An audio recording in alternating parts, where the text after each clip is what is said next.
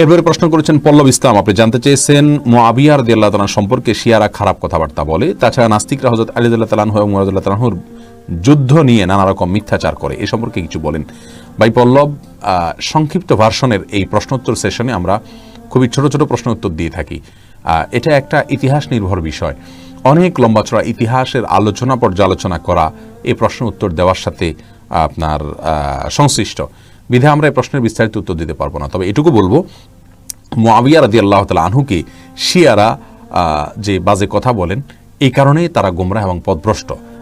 আল্লাহ নবী সাল্লাল্লাহু আলাইহি সাল্লামের সাহাবীদের প্রতি সুধারণা রাখা আমাদের কর্তব্য। তিনি বলেছেন, লা তাসুব্বু আসহাবি, আমার সাহাবীদের সমালোচনা করবে না, গালমন্দ করবে না।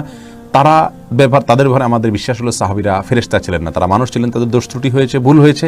আল্লাহ সুবহানাহু ওয়া তাআলা সেই ভুলকে ক্ষমা করেছেন। আল্লাহ বলেছেন, রাদিয়াল্লাহু আনহুম ওয়া রাদু আন, আল্লাহ তাআলা তাদের প্রতি সন্তুষ্ট হয়ে গেছেন এবং তাদেরকে আল্লাহ সুবহানাহু ওয়া তাআলা কোরআনে বিভিন্ন রকম সার্টিফিকেট দিয়েছেন, সনদ দিয়েছেন। নবী আলাইহিস সালাম তাদের সম্পর্কে অনেকগুলো হাদিস বর্ণনা করেছেন, অনেকগুলো কথা বলেছেন, যেগুলো দ্বারা বোঝা যায় তাদের সমালোচনা করা আমাদের জন্য জায়েজ নাই, বিধায় আমরা করব না। তারা মানুষ ছিলেন, ভুল হয়েছে, আল্লাহ তাআলা আগাম ঘোষণা দিয়েছেন ক্ষমার, আমাদের কোনো সমস্যা থাকার কথা নয় সে বিষয়ে, বিধায় আমরা এই বিষয়ে বিস্তারিত কথা বলতে পারছি না।